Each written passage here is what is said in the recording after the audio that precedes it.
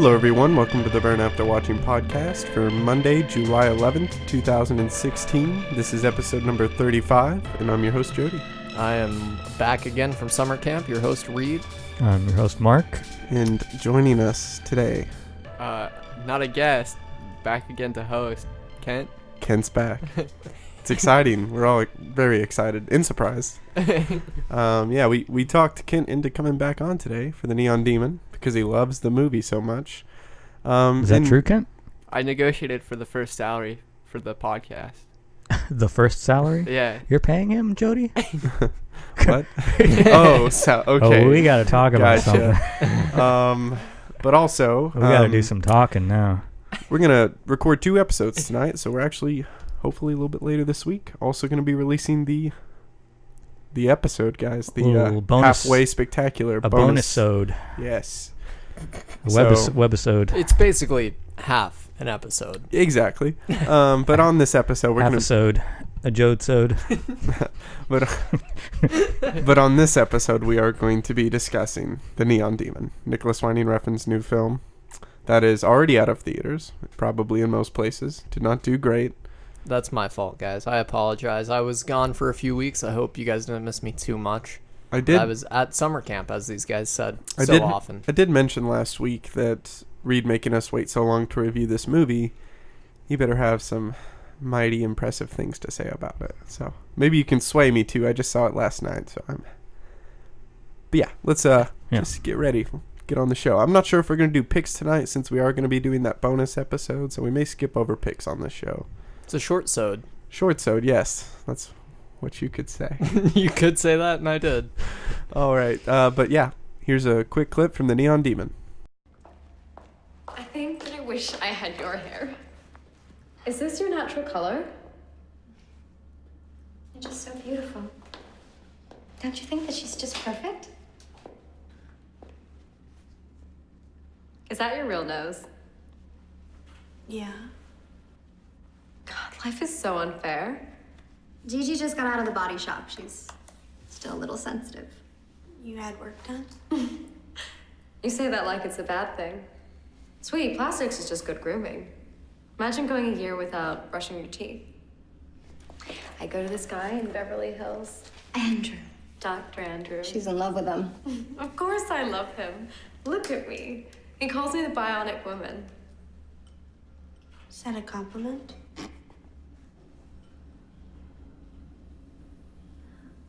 I hear your parents are dead. That must be really hard for you. The Neon Demon, rated R. When aspiring model Jessie moves to Los Angeles, her youth and vitality are devoured by a group of beauty-obsessed women who will take any means necessary to get what she has. Written and directed by Nicholas Winding Refn, The Neon Demon stars Elle Fanning, Carl Glusman, Jenna Malone, Bella Heathcote, Abby Lee. I just assumed they were all just nobody models, that he was. They've got a little that bit he's of lured acting into this thing. Desmond Harrington, you may recognize from the hit TV series Dexter, and a brief appearance by Keanu Reeves as well. What do you guys think of The Neon Demon? Well, I think I'll start off. So this is a movie I was definitely interested in. Been hearing a lot of crazy things about, and I hate that I'm having to talk about it already because I did just watch it last night at the very last showing, and it's a movie that I guess I would like to think about a little bit more before discussing, but yeah. Well, then maybe you shouldn't go first. You should listen to what we have to say. And I just want to get those initial thoughts out there, and it didn't, I guess, work too well for me. I thought there was a lot of visually interesting things going on. I loved the score, or I guess just the style all around I thought was interesting and stimulating, and, just I was on board for that. But, it seems like there's 2 sides to this movie. There's people who are arguing that it is just substance, or it has no substance, it's just style, and then there's people who think it's a little bit of both, not just an exercise in style. And it just kind of played as an exercise in style for me, and it just kept it from being elevated much above that. So it didn't play great for me. I'll jump in. I actually I like this movie quite a bit. I think it's Nicholas Winding Refn at his most Winding Refn. Although, I don't know. Other people might say a few other movies are that. But I do think it has a lot of very stylish imagery that's interesting and fun to watch. And there's also, I think, there's a lot of interesting conversation about beauty and the arts and kind of the artificiality of it and the way the male gaze just kind of has forced its way into all of society and how it's permeated all of society in that way. I think that's an interesting thing. We can get more into that later, I'm sure. But overall, I really do like this movie quite a bit. It's not easy to watch, but at the same time, I find it kind of fun and interesting to watch. It definitely turns your stomach, but it's something that's interesting to look at. I'd almost say it is like an easy watch in ways, but not in other ways. Right. So, yeah. I'll let someone else go, though. I'll jump in here. I would say the concept of the movie is as superficial as the plot, meaning that this, like, the kind of artsy feel that Nicholas Winding Refn has for this one is just as, like, bland as can be almost. Like, it's super weird, but at the same time, it seems like he goes the extra step for shock, just for shock's sake, not to build the story or anything. And it's just mainly like what Jody was saying, like how there's an argument that it's all style, no substance. I'd have to agree with that it's mainly just style. I mean, it's like, it looks beautiful, but there's not much more for it to me. How much worth is there in just how good it looks? I mean, because it's one of the best looking films, and as far as, you know, the cinematography, the composition, the use of color, you know, I've seen it in a long time. He's obviously very talented. Yeah. Right.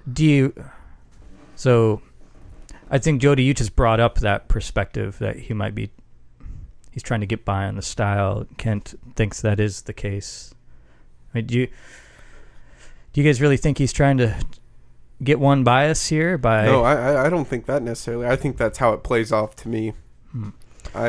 I'm just based off listening to him talk or something. I think he is convinced that there's a lot more to it than that. Do you think Nicholas Winding Refn thinks this is a great looking film? Oh yeah. Oh, he does. He knows.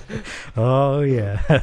I liked the Neon Demon. The more I've thought about it, the more I've warmed up to it, and it is a very cold and detached movie for most of the time. And I think that's where this style over substance might come into your opinion of it, because it's not giving you a whole lot. And it doesn't evoke a lot of emotion, I think, or really even go to. And I think that. that's intentional, of course. Now, movies like that, for me, I would rather be invested than not. So it hurts it a little bit, on that level for me, that you aren't getting really attached to any of these characters. But then when you get to the horror elements, I do start to feel it's very superficial. Even though I walked in wanting to see a horror movie, when it finally got to the horror elements, it's like it was taking no joy in them, which might also be intentional.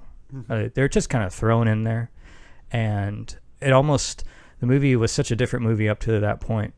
It's a lot of build up and very subtle tension or building of suspense. I thought that they almost seemed out of place, but then I also don't feel entirely comfortable criticizing that they're there, because it is a horror movie and it should be gratuitous and gory and should shock you. And if those weren't there, I'm not sure how. Maybe I also would have been unsatisfied. So it's almost like by the end of the movie, it couldn't win with me. I didn't really think it needed to go there for shock, but also how unsatisfied would I have been if it didn't go for it at some point. But it's almost like I've been trying to think of movies I could compare this to, and for some reason I keep thinking of The Social Network, which was not entirely cold and detached, but very technically proficient. Like, shots are very intentional. Of course, you could say of a lot of David Fincher's work, but very deliberate in what it was showing you and how the shots were composed and camera movements. I mean, every image is there because it's supposed to be, much like the Neon Demon. And if you were to imagine just at the end of The Social Network, instead of the very underwhelming confrontation between Zuckerberg and Andrew Garfield. Yeah. Who is he playing though? I forget. Okay, so I'll for the sake of consistency here, I'll say Jesse Eisenberg and Andrew Garfield, when their characters have their little blow up at the end. It's very understated, and it might be really anticlimactic for viewers. You're like, what are we watching? It's all for this. So instead, if you were to imagine Jesse Eisenberg humping a dead body or eating Andrew Garfield, then this might be closer to the experience you get with I was Neon I was wondering where you were going with that. I was about to say there is no way I would use the word understatement to represent the Neon Demon, but I feel like it was headed towards a very subtle finish with very little or very small sense of closure, and instead it just goes completely shock, right? And it's like almost like a whole different movie at that point. Kind of feels like it goes on for a while after It that. could. I feel like a lot of people would view the ending as an afterthought, and when I was first watching it, it seemed that way to me. It seemed like a lot of the movie wasn't Nicholas Winding Refn's movie, or if it was him laying off and just kind of putting out just like not what people expect of him, and then the last bit of the movie is kind of what you expect going into a Nicholas Winding Refn movie almost. But I think I want to argue that it's just shock, because there are shocking things, but I think a lot of it is earned with suspense that's been building the whole movie. I think it's all like really actually well manufactured. Maybe it does go on too long and there is too much, and some things are maybe too far. You could argue either way, but I think shock might not be the word I would go for. I would go with like earned suspense. And a lot of the movie I felt very tense both times I watched it. See, that's the one thing that's strange to me, is that I almost want to agree with you, Reed, because it's not, even though some of what I said makes it seem like out of place or forced or not earned, I don't want to say it's a complete failure. I think that it is somewhat earned, and it does somewhat work. And again, what were you gonna say, when Joe? I said that the movie plays to me and I don't feel invested or really any kind of emotion is evoked from me at any time, I would even include suspense in that. I don't even feel the suspense throughout this movie. I feel like, I guess, a little bit of tension, and I do like, there's a lot of, I think, very appropriate and effective foreshadowing in the movie, and I actually kind of appreciated the closing because it comes full circle pretty well, I would think. It doesn't make any sense, but I actually thought the ending worked for me a little bit. Oh, really? Yeah, strange enough. See, if it had been, honestly, like I'm someone who's a little bit colder on the ending. When I first walked out of the first viewing, it was what had the biggest problem with, and I like the movie as a whole, and I like it. I like the ending more after the second viewing, but there's a part towards the end, and if it ended there, I would think this is one of the best movies of the year. I'm pretty torn on it, because on one hand, I think it was kind of cool that he had the gonads to go all the way with it like he does, but at the same time, I get to a point where shocking things are happening on screen, and I'm watching them. Well, hold on, Jody. Don't you mean ovaries? Let's not get carried away. I'm watching shocking things take place on screen, and all I'm aware of is that I'm watching shocking things. It doesn't actually mean anything to me. I think it furthers kind of the overall gist of the movie, that the male gaze in our culture has forced everyone to view things in a very black and white light. And maybe that's a simple or obvious observation, but the fact that he goes all the way furthers that. The fact that the people jealous most of her are three other women is essential to the story. Everyone else looks at her like a god almost. Right. And there's a moment early in the film where one photographer literally paints her like a goddess. And you could say that's even when she has kind of a character turnaround and becomes more of a maybe not so innocent. There's a dreamlike sequence. Yeah. And pretty much everything after that point, you see a slight change in her, or maybe not even slight, because she's a little bit she comes off very innocent and naive, but also like humble about her beautiful characteristics. Anyway. Yes, but after that one scene, and then when she has that interaction in her dream sequence, everything from then on, she is very aware and kind of a don't care kind of attitude, like I am a god or something. I think you could argue she was aware the whole time. Yeah, that's I fair think, too. especially on the Just- second viewing, it kind of played more that way to me, having known what Yeah. happens. So I think later. there is a lot of substance, though not maybe maybe a lot would be without getting into that. There is some substance here because there are elements I completely missed the first time because I didn't notice she was a turn in her character until after this dream sequence. I was like, well, that's a little sudden that all of a sudden she feels differently about her own presence. But now that I'm thinking back on it, there were hints and there were things I missed leading up to that kind of build more into what happens there. And it is a definite shift.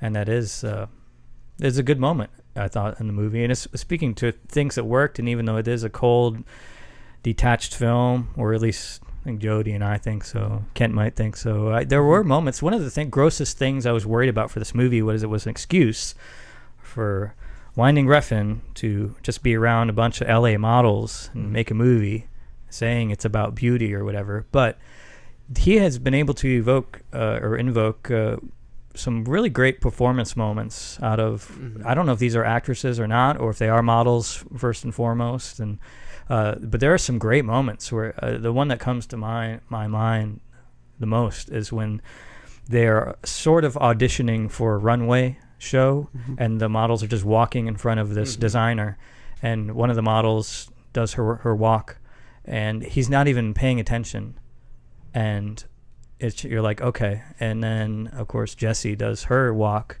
and he's just like blown away.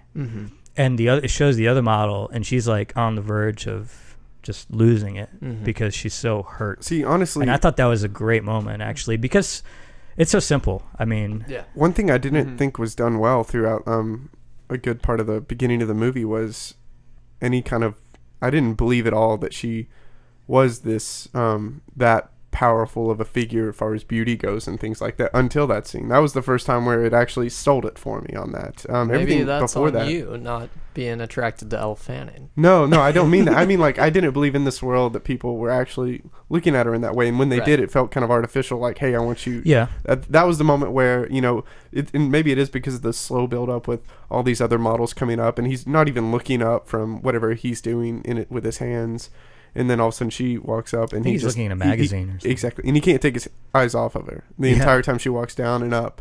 And then like, and instantly he like sheds a tear. It's like it has a weirdly it kind of, that scene encapsulates like the weird kind of humor to the movie too. Yeah. Like there's a scene early on when they're in the bathroom and she's meeting the models, and one of them just to get an insult across just goes, "I heard your parents are dead. How is that?" Like, I don't know, just like there's a really weird bitter humor to this movie. Yeah. It's weird because it's one of those things where I could almost argue it feels like performance-less. Like there are no performances in this movie to me. It felt, I don't know. That's like, I feel like you could make that argument with Drive too. I would like, disagree if you're going to make that argument here, you could make it with Drive. I think that's fair too. It's again, like, I'm not going to necessarily argue with you over it. It's just like it does play off that way to me. It sounds I'm ready like to argue. It sounds like you're arguing. That's Jody. the thing. I don't. You seem a little defensive. That's the thing. I feel so unpassionate about this movie. I am not invested enough to try to tear someone down on it. It's just, I do want to get into one thing that might spark a little debate over style and substance. Okay. There's one scene, and maybe it's too obvious, and this whole thing is too shallow. I know I'm someone who often accuses movies of being too obvious in what they're trying to say. So this movie would normally be one that I feel like is obvious enough to where I wouldn't like it, but for some reason I do. But there's a scene in the middle where they're with the same fashion designer we were talking about, and he has two models stand up, including Jessie, or she stays seated, but he has one model stand up and has another guy asks the guy if he thinks she's beautiful, just to prove a point. And that is like the epitome of the movie for me. It really summarizes what this movie's about. The fact that this guy with this nasty little mustache gets to decide what is beautiful, and he gets to have another guy decide as well. Like, the girls have no say in this movie over anything in their lives, and it's all controlled by the men around them. And I find that really interesting. Yeah, I don't know, but like, maybe it's, I guess, the metaphor to get the point across, similar to something like The Lobster, but it almost is kind of ironic. It played off to me. Are we going to compare this to The Lobster? The female. I'm ready. Gosh. I'm ready.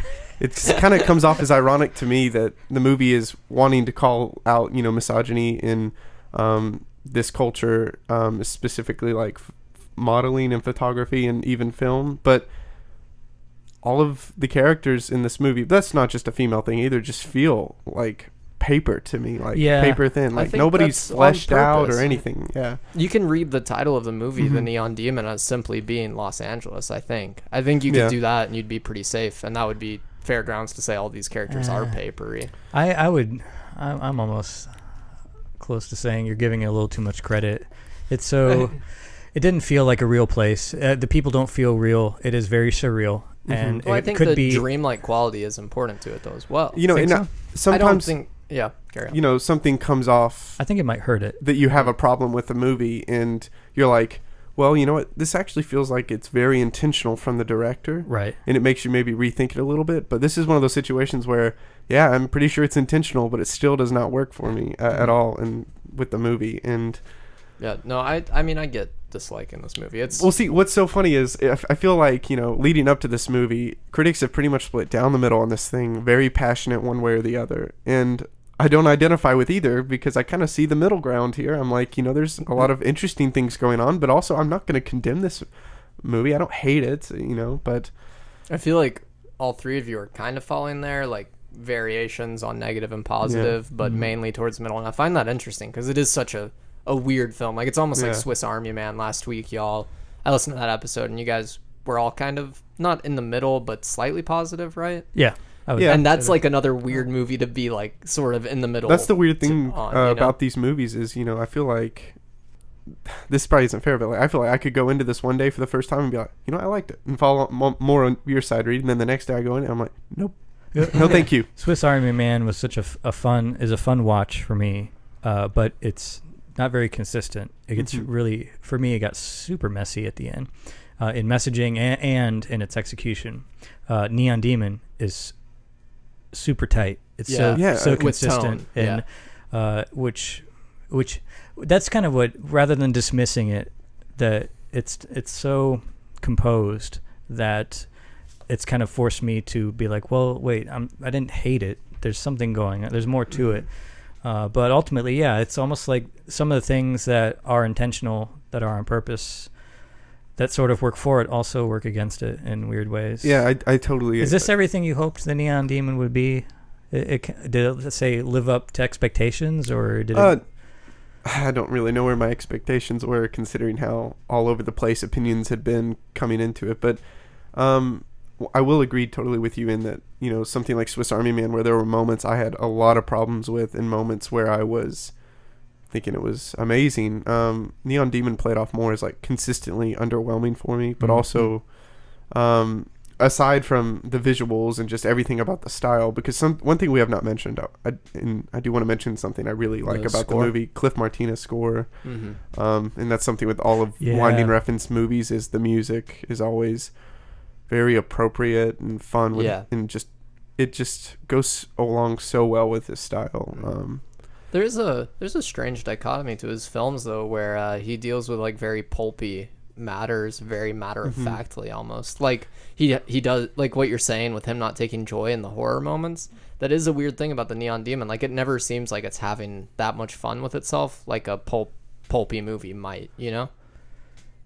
I wonder if I was a younger man, you know, like you guys maybe, you're watching women in the shower just washing the blood off their bodies. Now, it sounds weird saying it, but actually there's something like, wow, you know, that's why you make a movie, is to do something like that.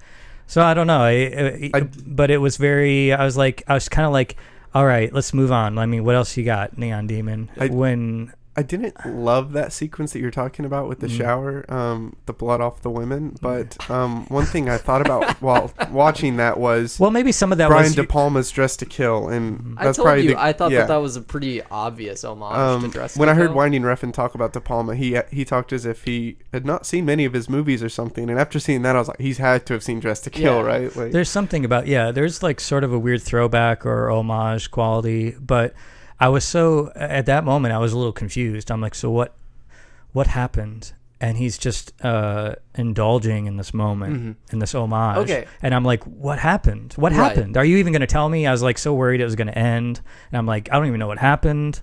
And you eventually know, obviously what happened. But in that moment, I was just kind of like ready for more information, and it was just like, hold on, Mark.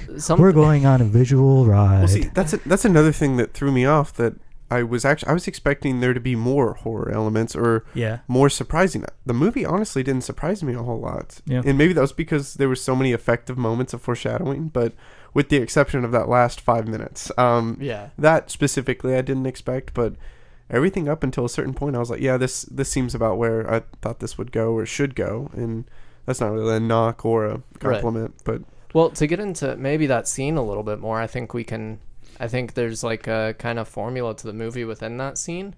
We see them doing that in the shower or washing the blood off themselves in the shower, and it's like a visually stimulating shot. And then it quickly changes the shot to the third girl in the bathtub with the blood. Yeah. And the way that that's framed and composed is not like in any way stimulating. It's just like this woman caked in blood sitting in a bathtub. Her hair is caked in blood, everything. So I think kind of the switching back and forth between those shots draws out the scene more. But it also, like, I don't know if it implicates the viewer or what it necessarily does, but it is doing something interesting there. Along with I don't want to get too much into it with spoilers and stuff, but there's another scene that has been talked about a lot where I think he's also choosing to implicate the viewer emotionally. That I don't know, but we can talk about that off air probably. I think that if these scenes played out differently in a different movie, it's almost like a challenge to the viewer, like how much of this are you going to watch? And some of that's horror elements, this gratuitous, like challenging the viewer. How long are you going to look until you close your eyes? And in this movie, it's weird because that element isn't quite there. And so I'm not sure why that those scenes are even in it. But You get your horror. I was expecting more horror too, and so that's why like I feel weird criticizing those moments because that's what I wanted. And the fact there is very little is deliberate as well. And there have been horror movies before that have played on expectations of people that go and see them, like Funny Games and things like that. So I don't know if there's a little bit of that going on here too, but I guess when you start getting into things like that, then maybe this movie would be trying to do too much. It's really, I guess, best as a I'm going to use a word here we've been making fun of, a visual tour de force. Yeah. We'll see. And, dear. It's really just, it's obvious, and it says, right in its tagline, it's about beauty. And so maybe it's too simple. Maybe it's not taking on enough. I don't know. Can we get in a moratorium on the phrase tour de force? Hey, that's why he just used it. I figured. And you know what we totally missed as an opportunity on last week's episode on what? The Swiss Army Man? We never called it artsy fartsy. Yeah, seriously. We totally should have. Anyway, all right, well, that's about all I have. That's about all I have on the Neon I guess Demon. my final thoughts on Neon Demon is, maybe it's me not getting the director's vision or something, but to be as honest as I can, I don't even feel like I came out of this movie unsure and like decided on the side I fell on. I just couldn't help but consistently through the movie just be pulled out of it because I was like just almost too aware of his direction, I guess, at times, and it just didn't really immerse me a whole lot, which I wish it had done a little bit more. I do have one more thing, actually. Okay. How great was Keanu Reeves? He was effective. He was so good. He was so Keanu good. Reeves. This was so good. It was so classic Keanu Reeves, though. He's so creepy. That's some real hard candy. It almost played off to me that like there was like such strange acting going on like with everyone else in the movie that he felt like the only person giving like an actual performance, which made it like seem like, oh my god, this guy might be amazing in this. But then I was like, no, he's Keanu Reeves. Well, you guys want to do star ratings? Yeah, let's do it. I think Mark wants to start it off. Do you want me to start? I think this movie, I need to start stating that I think if a movie is rewatchable, I find there's a reason to go back to it. It really ups my star rating. It just means there's more to it for whatever reason, even if it's just entertaining, just to be fun. And I don't think this movie's fun, but I do think it's very rewatchable for many reasons. Yeah, and I'd say it's a 3 out of 4 for me. All right, I'll go. I'm gonna give it a 3.5 out of 4. That's pretty high. I would, Jody's rolling his eyes and Yeah. oh my god. Going 1.5 out of 4. ooh. Wow. Ooh, What do you think, Is Ken? heavy Kent gonna 1.5 beat- out of Is 4, Kent right? gonna beat you? Yeah. I want to give it a 1 out of 4. Oh my gosh. Of course. Like, You did the not one like time it. I think No. I am going to be the most negative. Jody, Kid comes you- back on. You said he loved it. I thought he liked it too. Oh, I was joking. You were joking. I assumed Kent did not like this. What's We the haven't we worst- talked saw about it the together. movie. And I I thought just, he liked it. No. What's the worst thing you could say about You this should've movie, just Ken? never Or did you already watched say the worst thing that No. you could say? Yeah, apparently I brought up this real crackpot theory about them being vampires, which I feel like is a very obvious. I saw 3 thing in the reviews movie. mention vampire. Yeah, but and Wow. Kent just said no. No. No. no, because it's clearly werewolves. No. It's a full moon. Oh, dear. Werewolves. Oh, But- okay. No, the worst thing I could say about it is like within the first 10 minutes, just that the beginning like dialogue and how awkward it is. It is. Just really took me out of it. And I maybe would that's categorize it as stylized and not awkward, but that's me. well, maybe it's like setting up for like the tension later, but for me, it just really removed me from the movie. All right. So you were off the train before it even got going. Yeah. Pretty much. All right.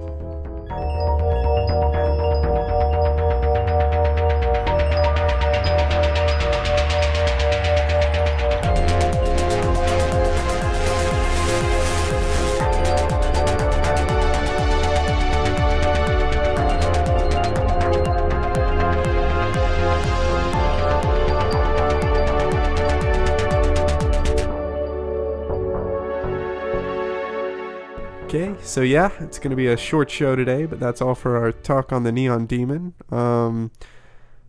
We're probably not even going to go through our entire normal shtick because we've got another episode coming out at the same time as this one. So make sure you check that one out. On that one, we're going to be discussing our favorite films of the year, top 5, top 3 most anticipated for the rest of the year. Maybe get into some, I don't know, just some. And this is just like a thing so far, like a pit stop, so to speak, because a lot of these films are going to show up again exactly at the end of the year. And Just kind probably. of getting our bearing. And also, Yeah, know, opinions change, and it's very possible even the order or the movies we pick for this list could not be consistent with what we do at the end of the year, depending on how, if we rewatch them, revisit them, or we may even see some movies that have already been out but we haven't even caught up with yet that we could like more. But yeah, so make sure you check that episode out. Should be a fun one. We're excited to do it. Yeah, that's all for the show. Thanks so much for listening. See ya. Bye. Two hearts, one part.